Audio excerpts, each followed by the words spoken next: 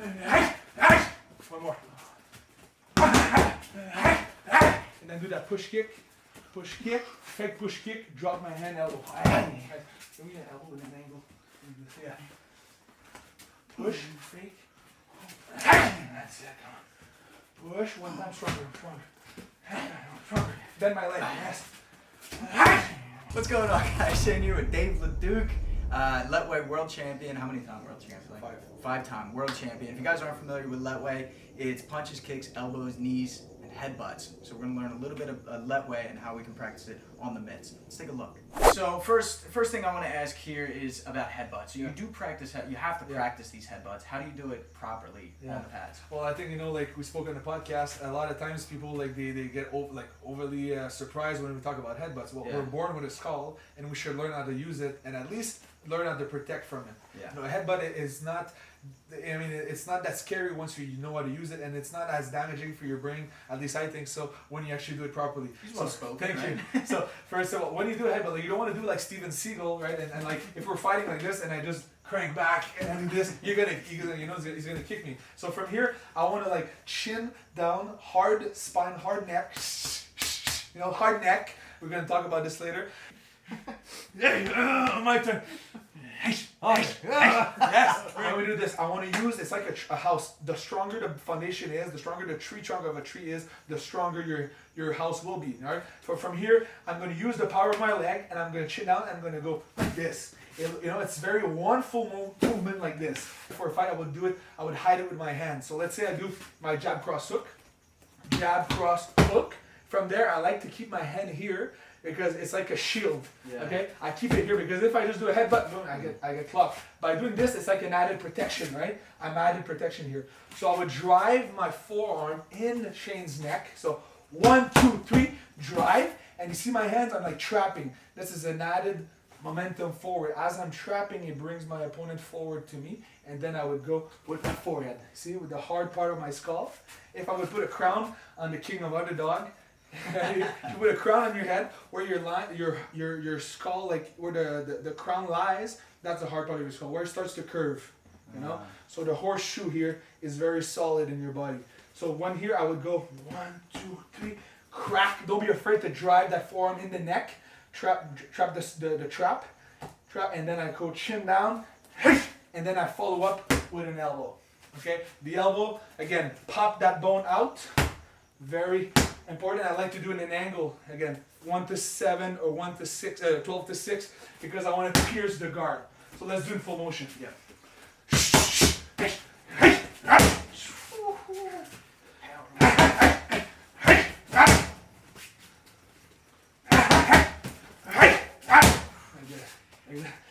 And stay tuned, because afterwards we're gonna do some bare knuckle sparring. Yeah, right. You see that on the elbow again. I like to step on the elbow. A lot of times I do on Instagram, where I see a lot of people on the internet, and they do like feel good elbows. It's fast, but it doesn't feel like a shotgun when you get hit. You wanna step.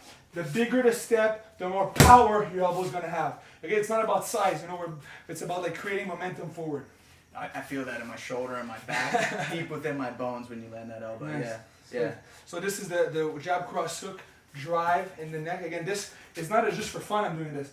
If Shane wants to give me a headbutt, give me a headbutt. I'm bridging. If I want to give a headbutt, I just collapse and I go forward. So it's all thought through. And this changes the game for a traditional Thai fight, right? They're usually here, working knees, working elbows, up elbows, but now we're blocking. But then you forget the headbutt in the middle. It's a completely different. So how about like defense against? Well, I guess you got the frame across. You can frame, but like this, or like we spoke, I put my hand on the forehead. So let's say, give me a headbutt. It's gonna like stun me, but not cut me. Because Shane is trying with the skull here to go on my eyebrows, my jaw, my mandibule, my temple, right, my nose. But I don't want that to happen. And why I don't put my hand here is because let's say I put it here, and it can go to my jaw. If I put it on my jaw, it can go to my temple. Here, I control whatever he goes, right? So I put it on the hand here. But now you see the difference? Because I'm losing a limb that I can use for fighting. I'm losing it to blocking. right? So now it's like, that's why the clinch is very different. And that's why we spoke, a lot of times people that come from other martial arts and they cross over to Myanmar, they're like, holy shit, it's not the same. Yeah. They do well technical wise for the first 2-3 rounds, but then the pain threshold, the headbutts, changes the completely game. In the hand, no gloves as well. Jeez. So the thing. Another thing that you might like is the head pressure. So from here, I would push the arm here, and I would go on the side. Okay. From here, I put like my gable grip, you know, and I use again the hard part of my skull here, and I drop here. You like that? Oh man, it's good. It pushes into the artery too. So this is like, you're just like, you want to get out of there, right? So you're like, from here, I can release headbutt. Yeah. I can go to temple too. Look at this one. Oh, jeez. Try it on me. So squeeze, use your legs, push with your legs. Not with the top of your head, like go, yeah, look at that, right there. Yeah. Squeeze right now. Yeah? Yeah, feel it. And then move, switch your hands like a hug, like this, yeah. And then go in my, find that little hole in my temple right here. Squeeze. Yeah, squeeze as hard as you can. I want to feel.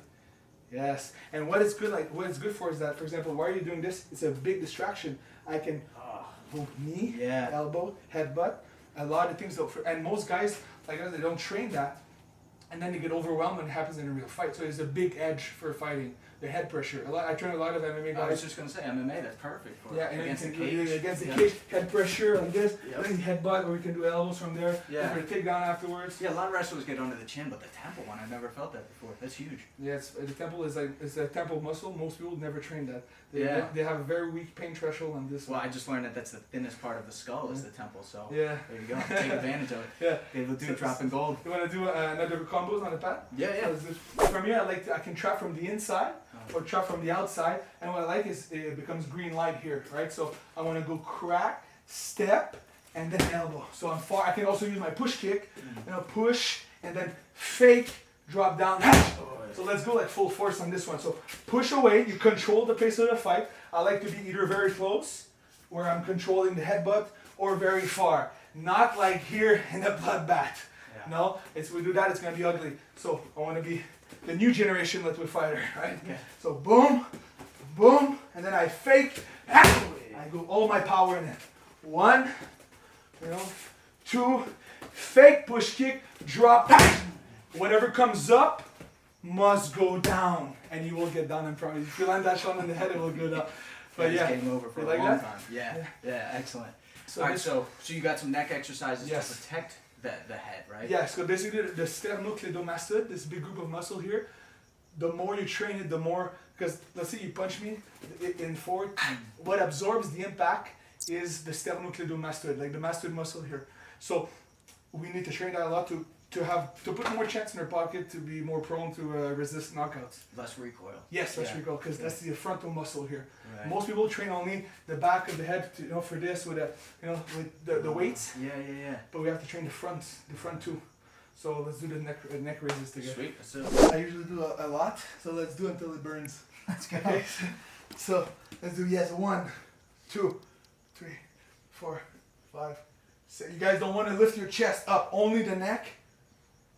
1, 2, 4, and then nose. 1, 2, 3, 4, 5, 6, 7, 8, 9, 10, and then push up, train. Push some pressure.